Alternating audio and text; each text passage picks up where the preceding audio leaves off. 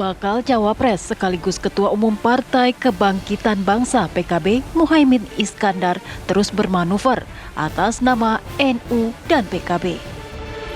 Meski demikian, Caimin panggilan akrab Muhaimin Iskandar masih terus jualan buat pemilu 2024. Caimin pun berkelit dengan berbagai dalih saat berziarah ke makam Sunan Gunung Jati di Kabupaten Cirebon Jumat kemarin. Caimin melontarkan sindiran pernyataan Ketua Umum PBNU Yahya Holil Stakuf yang meminta tak ada capres dan cawapres yang melibatkan NU ke politik praktis. Saya setuju sikap itu harus dilakukan oleh PBNU untuk menjaga PBNU sebagai organisasi tidak ketarik-tarik di politik praktis. PBNU tidak boleh ikut politik praktis, politik itu berat, biar PKB saja. Jadi untuk PBNU, PKB itu kalimatnya yang tepat adalah memang PBNU tugasnya adalah ngurusi umat dakwah. Sedangkan yang ngurusi politik adalah PKB. Saya kasih tahu politik itu berat, biar PKB aja yang nanggung. Upaya partai politik beserta pasangan capres dan cawapres menarik dukungan warga Nahdliyin sepertinya tak bisa dihindari. Dengan jumlah anggota hingga 150 juta jiwa, NU selalu menjadi incaran partai-partai politik. Namun, bukan perkara mudah memikat kaum Nahdliyin karena preferensi beragam dalam memilih dan kembalinya ke Hitah 1926. Lantas, mampukah Caimin mendongkrak dan merebut suara NU dengan manuvernya? Bagaimana parpol lain melihat manuver Caimin mempolitisasi NU? Akankah menjadi ancaman? Lalu, siapa yang bakal menuai keuntungan? Tim TV One mengabarkan. Ya, sepertinya setiap gelaran Pilpres, suara NU menentukan untuk pemenang presiden dan juga wakil presiden. Dengan deklarasi yang kemudian sudah dilakukan oleh Koalisi Perubahan memasangkan Anies Baswedan dengan Caimin, beberapa pihak kemudian bertanya, wah apakah jangan-jangan suara NU secara keseluruhan akan bisa diraup oleh Caimin. Tapi ada juga mengatakan suara NU kemungkinan juga terpecah, apalagi hal yang berbeda, positioning berbeda dari Putri Gus Dur sendiri bahwa mengatakan Kiai dan juga Nahdliyin belum tentu akan memberikan dukungan kepada Caimin. Itu yang akan saya bahas di Apa Kabar Indonesia malam hari ini. Pengamat politik kita Mas Adi Praetno. Selamat malam. Assalamualaikum Mas Adi Pray. Waalaikumsalam warahmatullahi wabarakatuh. Selamat malam Caca. Ya, saya juga sudah tersambung dengan dua politisi kita, mulai dari perwakilan PKB, Waketum PKB di sini Pak Jazilul Fawait dan juga ada Gus Nabil Harun yang mewakili PDIP. Selamat malam, assalamualaikum warahmatullahi wabarakatuh, bapak-bapak. Waalaikumsalam warahmatullahi wabarakatuh. Waalaikum. Mbak Caca. Baik, mungkin sekarang saya ingin ke Pak Jazilul Fawait terlebih dahulu ya Pak ya. Pertanyaan sederhananya, seberapa percaya diri sih PKB akan bisa mengambil suara NU dengan deklarasi Caimin sebagai pendamping Anies Baswedan? Karena statement yang berseberangan dari Mbak Yeni Wahid mengatakan belum tentu nih, apalagi suara Kiai dan juga seluruh warga NU. Seperti apa? Ya, saya jawab dengan fakta sejarah saja, Mbak Caca. Bahwa selama 10 tahun ketika PKB bersama dan Pak Jokowi menang, itu karena Pak Muhaimin atau PKB bergabung di koalisi Pak Jokowi. Dan 2 periode sebelumnya sama juga. Oleh sebab itu, saya agak mengkoreksi judul yang ada. Caimin bukan jualan NU, tapi Caimin meneruskan mandat politik dari kaum Nahdliyin sesuai dengan sejarah kelahiran PKB. Jadi kita harus buka sejarah atau fakta sejarah bahwa ketika 98 kaum Nahdliyin atau warga Nahdliyin difasilitasi oleh pengurus besar Nahdlatul Ulama untuk melahirkan Partai Kebangkitan Bangsa sebagai alat perjuangan politik. Jadi Caimin ini sedang berjuang. Dan sudah beberapa kali dibuktikan oleh Gus Imin bahwa koalisi yang bersama PKB selalu menang. Dan saat ini adalah momentum yang baik buat PKB untuk menunjukkan kembali kepada mandat sejarah kelahiran PKB, bahwa PKB adalah alat perjuangan politik Nahdlatul Ulama. Saya yakin sesuai dengan fakta ini bahwa Partai Berhaluan Nahdlatul Ulama atau Partai Berhaluan Ahlus Sunnah wal Jamaah yang terbesar di parlemen atau yang eksis di parlemen hari ini adalah Partai Kebangkitan Bangsa. Bahwa partai berbasis Islam terbesar hari ini adalah Partai Kebangkitan Bangsa. Saya pikir itu fakta. Baik, Pak Jazilul. Nah, hari ini ketika saya potong dulu, saya tegaskan. Tadi Pak Jazilul mengatakan PKB arah politik seluruh masyarakat Nahdlatul Ulama. Berarti kalau PKB punya dukungan atau sudah menentukan pilihan, berarti seluruh suara NU akan mengikuti PKB begitu? Bukan, sesuai dengan masa kultural Nahdlatul Ulama itu biasanya memang tidak utuh kepada satu dukungan. Namun jumhur atau mayoritas itu selalu ada di barisan yang di situ ada tokoh Nahdlatul Ulama. Kalau bahasanya dari dubur NU itu keluar dua, ada telur, ada telek.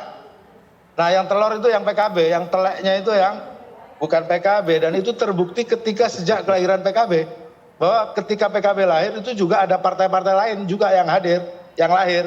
Tapi mati semuanya, tinggal PKB yang eksis. Okay. Nah, eksisnya PKB ini karena kepemimpinan Gus Muhaimin yang solid dan memiliki arah dan semangat. Dan sekarang Pak Muhaimin sedang menerima mandat untuk maju menjadi calon wakil presiden bersama Pak Anies. Baik. Nah, ini luar biasa seputar masyarakat NU, saya pikir tidak terbendung. Oke, Mas Adi Pray, tolong dong ditanggapi bahwa apalagi ini dikuatkan dengan statement Caimin sebelumnya ya, politik itu berat, biar PKB saja. Ini seakan-akan step back lah untuk warga NU, biar kemudian PKB yang bekerja untuk Pilpres 2024, khususnya suara juga akan ke PKB, bagaimana? Ya, saya kira statement itu untuk meledek teman-teman PBNU yang selalu mengatakan bahwa NU itu netral, NU itu kembali ke hito dan tidak berpolitik. Tapi nyatanya dalam prakteknya banyak juga endorsement dari PBNU yang menyebutkan salah satu kandidat tertentu untuk bisa maju di 2024. Sebut saja misalnya Erick Thohir yang masuk nominasi sebagai calon wakil presiden yang mereka usung. Oleh karena itu pernyataan Muhaimin Iskandar bagi saya ini ingin mengkritiklah teman-teman PBNU, bilangnya tidak berpolitik tapi jauh lebih aktif berpolitik gitu ya, karena bicara tentang soal siapa yang akan mereka usung ya untuk kepentingan Pilpres. Itu yang pertama aja. Yang kedua, saya ingin mengatakan bahwa harus diakui banyak pemilih dari NU itu pilihan politiknya adalah PKB. Itu tidak bisa dibantah.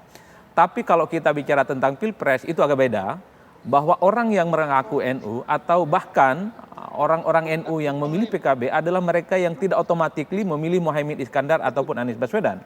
Tapi banyak dari pemilih NU itu per hari ini itu afiliasi politiknya lebih banyak mendukung Ganjar Pranowo. Sebagian yang lainnya mendukung Prabowo Subianto dan sebagian yang lainnya mendukung Anies Baswedan. Itu fakta politik ya yang didasarkan pada data-data survei. Ini survei dilakukan sebelum Muhaimin Iskandar itu mendeklarasikan diri sebagai calon wakilnya Anies Baswedan. Mungkin akan ada cerita yang berbeda setelah Muhaimin jadi wakilnya Anies, mungkin peta politisnya, konfigurasi politik akan berubah. Bagaimana sentimen NU ataupun sentimen pemilih PKB itu akan semakin mengeras, semakin mengental, atau justru sebaliknya kepada Muhaimin Iskandar. Itu satu. Yang kedua, kalau kita melihat realitas politik hari ini didasarkan pada survei-survei misalnya, elektabilitas PKB pada Pileg 2019 yang lalu itu kan 9,6. Tapi ketika dikonversi menjadi elektabilitas Muhaimin Iskandar itu jauh. Karena hanya ada sekitar 1-2% orang yang merasa memilih PKB tidak otomatis memilih Muhaimin Iskandar. Oleh karena itu 7 bulan waktu yang tersisa, PR utama dari Muhaimin Iskandar itu adalah mengkonversi orang yang merasa memilih PKB otomatis memilih Muhaimin Iskandar. Karena ada sekitar 7,5% masyarakat yang merasa memilih PKB itu tidak memilih Muhaimin Iskandar. Yang ketiga, yang ingin saya katakan adalah bahwa yang paling penting, sekalipun ada tokoh dari kalangan Nahdlatul Ulama maju bertanding di Pilpres sebagai cawapres misalnya, itu tidak ada jaminan mampu memenangkan pertarungan di Pilpres 2024. Baik. Kita ingat, Pilpres 2004 diikuti oleh cawapres yang saya kira dua figur kunci di situ. Dari kalangan Nahdlin, ada Kiai Hashim Muzadi, cawapresnya Megawati Soekarno Putri, ada Gus Solah, cawapresnya Wiranto. Tapi kalah dengan SBY yang saat itu berpasangan dengan Yusuf Kala. Begitupun dengan Pilpres 2019. Kita tahu persis bahwa ya tokoh-tokoh politik yang terafiliasi dengan NU misalnya tidak terlampau kuat untuk mengonsolidasi kekuatan politik NU. Oleh karena itu, bagi saya yang paling penting adalah bagaimana pintu masuk di kalangan Nahdlin itu bisa dipastikan dengan figur NU maju atau tanpa figur NU untuk bisa bertanding. Figur NU maju, sepertinya ini Gus Nabil boleh memberikan tanggapan seakan-akan mencontek formulasi PDIP ketika kemudian memasangkan Pak Jokowi dengan Kiai Ma'ruf Amin. Nah ini bagaimana? Khawatir tidak PDIP? Apakah jangan-jangan kemudian akan mengambil tokoh NU lainnya, mungkin yang lebih hebat atau seperti apa? Ya, tentu kami tidak khawatir ya, karena berdasarkan data dari hampir seluruh lembaga survei itu mayoritas pemilih Nahdlatul Ulama itu menjadi pemilih PDI Perjuangan. Boleh dibuka cek survei Kompas maupun survei yang lain. Di atas 20% itu pemilih Nahdlatul Ulama menjadi pemilih PDI Perjuangan. Jadi saya kira kita tidak perlu khawatir soal dinamika yang terjadi saat ini. Kemudian yang kedua, garis ataupun basis massa PDI Perjuangan dengan Nahdlatul Ulama ini juga hampir-hampir sama. Cuma bahasanya saja yang berbeda. Kalau di PDI Perjuangan itu disebut marhain atau wong cilik, nah di Nahdlatul Ulama ini disebut mustad'afin. Nah, sejauh ini apa yang dilakukan oleh PDI Perjuangan ini juga sudah banyak yang dilakukan perjuangan untuk Nahdlatul Ulama, melahirkan banyak undang-undang regulasi, misalnya undang-undang pesantren. Ini tentu pekerjaan tidak hanya satu partai, tapi juga seluruh partai memperjuangkan lahirnya undang-undang pesantren. Kemudian soal Hari Santri misalnya, saya menjadi saksi bahwa Hari Santri ini kita bekerja sama PDI Perjuangan dengan Nahdlatul Ulama.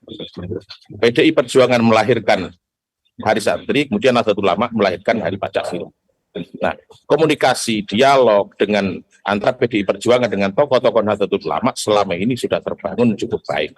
Dan saya kira kita tidak terlalu khawatir terkait dinamika yang hari ini terjadi. Dan tadi saya kira Mas Adi Praetno sudah cukup gamblang menyampaikan analisanya dan saya cukup sepakat dengan Mas Adi.